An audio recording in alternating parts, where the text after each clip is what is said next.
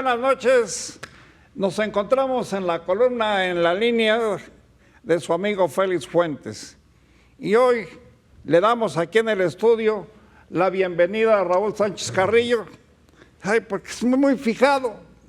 Para una operacioncita que le hicieron en la columna vertebral, se aventó 2 meses sin trabajar aquí con nosotros, pero ahora ya lo veo en muy buenas condiciones físicas, con ganas de darle duro a la comunicación y hasta con menos kilos. Sí. ¿Cuántos perdiste? Pues sí, unos 10, 12 más o menos.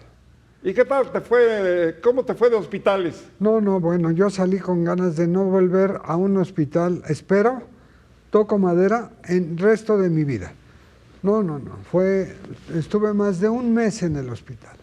Fíjense que yo he escuchado, y muchos de ustedes también, que la intervención quirúrgica en la columna vertebral es complicada y que a veces trae consecuencias. Y bueno, pues eso no lo sabemos hasta que se padece. Me estoy enterando, porque me lo acaba de decir hace un momento Raúl, que hasta para caminar hay problemas por algún problema que se presenta en la columna vertebral. ¿Cómo te fue a ti? A mí me fue muy mal en relación a una infección que se complicó con la operación.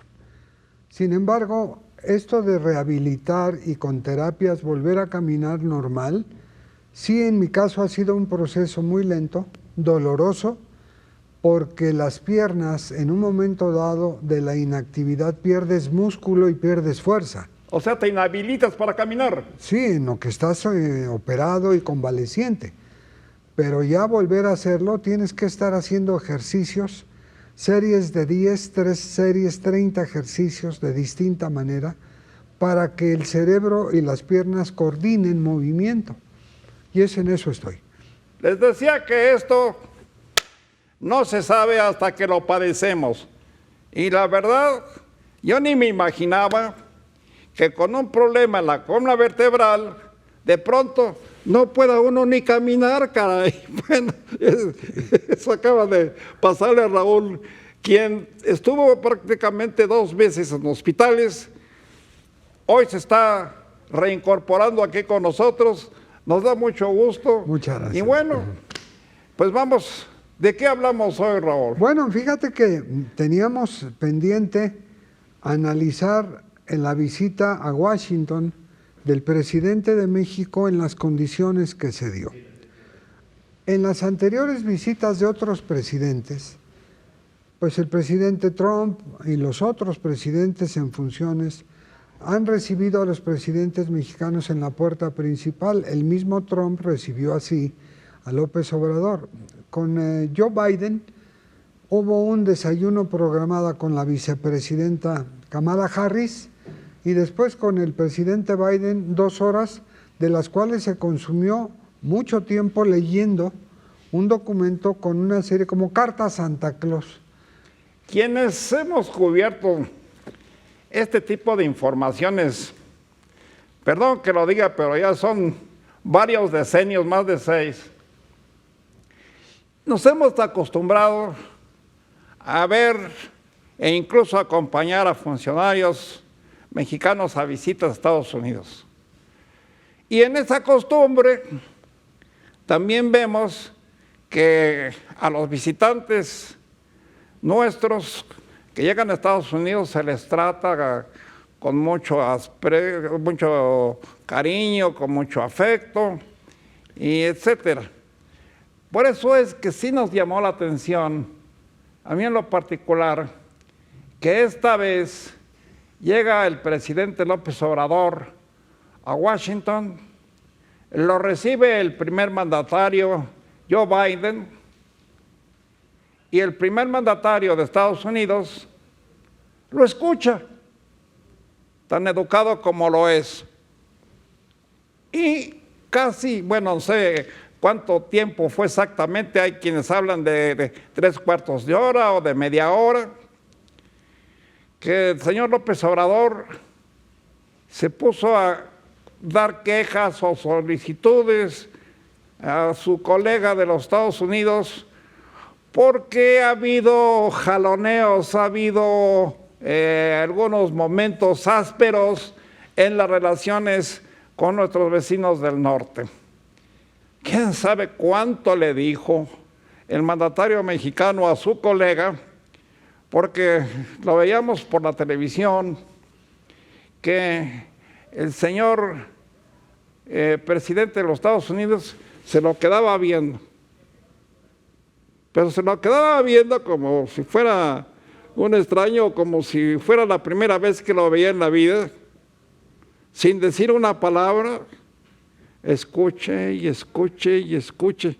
Bueno, pues uno se pregunta, ¿qué tanto le está diciendo de México que el otro ni abre la boca, verdad? No, y además la petición de 600,000 visas de trabajo para mexicanos y para inmigrantes, le dijo Biden, con calma, estamos pensando trabajar en eso. 600,000, pero con calma, ¿verdad? ¿No? Bueno, y esto nos conlleva a hablar un poco del desempleo. Ya sabemos que si a nuestros vecinos del gran imperio les va mal en los trabajos, en los empleos, por vecindad o yo no sé por qué, pero de todas maneras nos pega también a los mexicanos. Y eso está ocurriendo ahora, ¿no? Efectivamente, hay una tasa de desempleo importante, aun cuando en Estados Unidos no se reconoce que ese desempleo y la inflación que tienen, que no la han podido contener, le está en la puerta a una recesión, cosa que a México le va a afectar también. La palabra recesión, a presidente Biden dice que no hay recesión. Le falta agregar el todavía, pero México tiene también una inflación muy seria y un desempleo también. Bien sabemos que los mexicanos, ya sean trabajadores o visitantes, en fin, llegan a la frontera de nuestro país con la de Estados Unidos y se las arreglan para brincar o pasar hacia el otro lado, y luego los expulsan y luego los mandan hasta la frontera con Guatemala o Centroamérica, pero se regresan. Y los centroamericanos por el estilo. Hemos escuchado, Raúl, a varios migrantes de Centroamérica y de Cuba que dicen, si ya llegamos a México, aquí nos quedamos. Si no entramos a Estados Unidos, nos quedamos en México. Pero yo a mi país ya no regreso. Si se le preguntan, pero ¿por qué no regresas a tu país? Pues dicen que porque no hay comida, que porque no hay trabajo, que porque hay malos tratos, que porque hay persecuciones de sus propios gobiernos. Y entonces, si ya llegaron a México, van a hacer cuantos intentos sean necesarios para brincar a los Estados Unidos o de plano se quedan en México. ¿Qué cosa? El problema de los migrantes hoy para México es un problema grave. Ya hay enfrentamientos con la Guardia Nacional y con la policía, ya no digas con migración, pero enfrentamientos que no tardan en haber un muerto o varios, porque exigen. Primero llegan para solicitar asilo a México, humanitario. No da el país. Así modosito, tranquilo. Sí, pero después exigen, después reclaman y después presionan. Ya han tapado carreteras en Chiapas, ya las han tapado también en Veracruz. Entonces, no es posible contener esos ríos humanos. Ahora está de moda que vengan cubanos, no solo médicos, que están en cursos de capacitación para acreditar que realmente son médicos. Si no, ya los tendríamos ahí distribuidos trabajando. Y una cosa que llama la atención, ellos no cobran su sueldo. El gobierno de México le paga al gobierno de Cuba por esos médicos. ¿Cómo ves? Es una relación muy complicada la que enfrenta nuestro país durante decenios o milenios con el poderoso del norte. Porque, obviamente, los gringos, como nosotros los llamamos, no nos quieren, pero yo creo que en algunos casos ni tantito.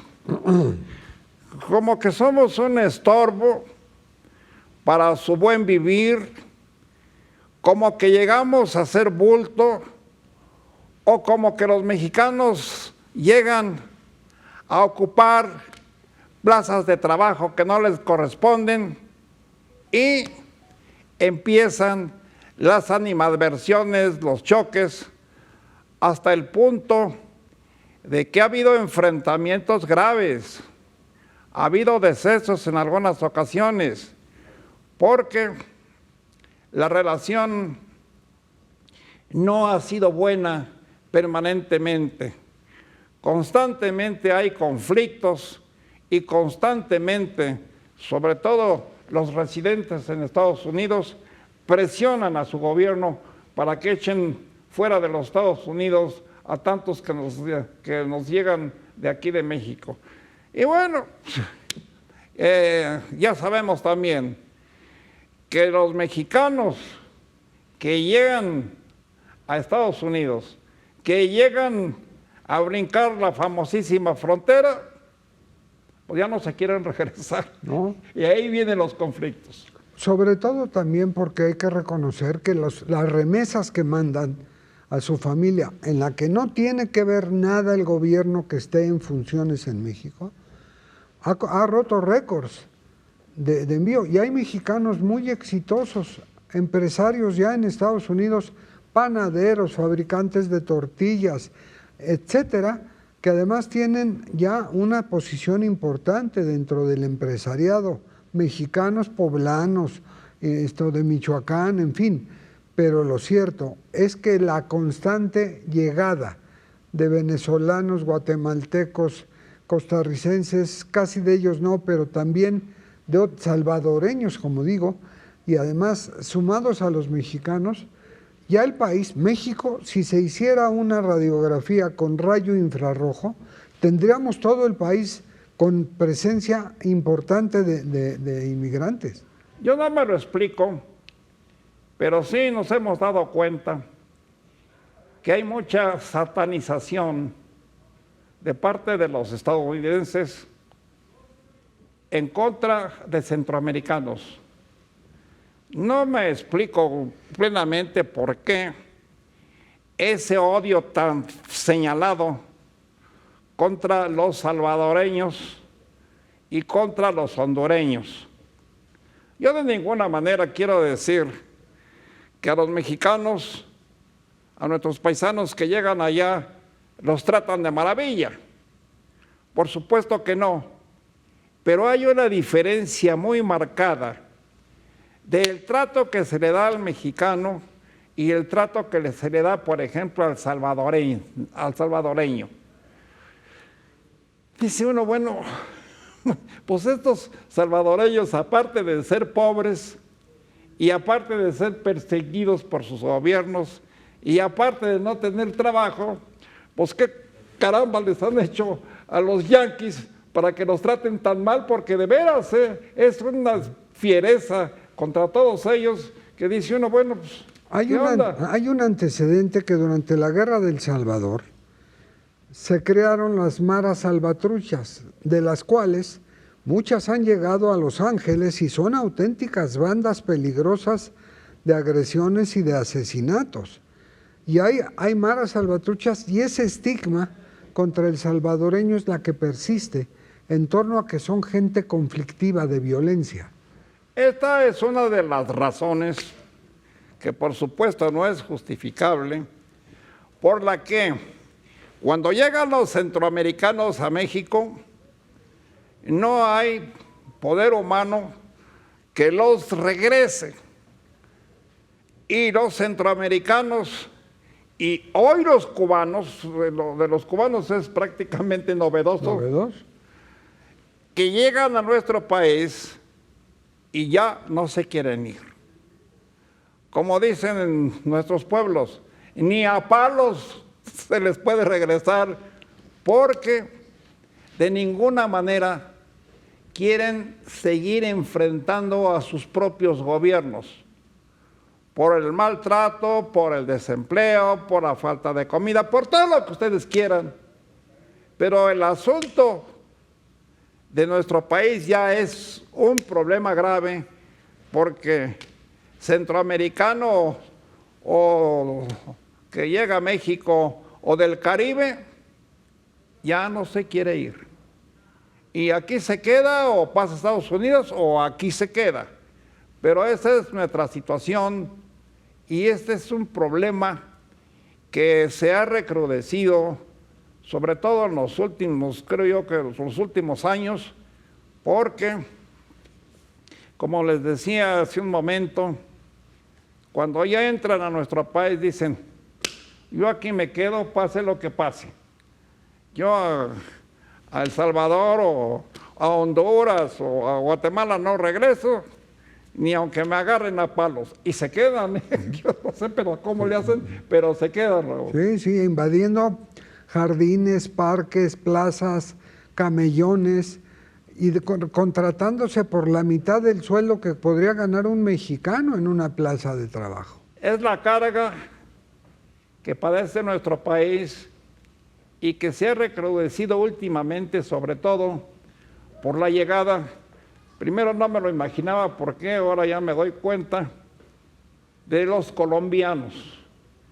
Los colombianos han enfrentado y enfrentan graves problemas de pobreza en su país y por eso lo dicen ellos, procuran emigrar de Centroamérica, de Sudamérica y llegan a México. Y como también ellos lo dicen, ni a palos quieren regresar. Y bueno, pues es una carga muy significativa para la población mexicana, porque nosotros, los mexicanos, carecemos de plazas suficientes para tanta gente que nos llega, no solamente de Centroamérica y del Caribe, de todo el mundo. Sí. Hay orientales, hay chinos, japoneses, en fin, que lo mismo dicen. Llegamos aquí y ya no nos vamos. No nos movemos. Pues se nos fue el tiempo, Raúl, hablando precisamente de migrantes. Yo creo que es un tema que vamos a seguir tratando porque es un asunto que no se acaba y se complica cada día. Un gusto estar contigo aquí en la línea. Muchas gracias por su atención. Les agradezco mucho su compañía y aquí nos estaremos viendo la próxima.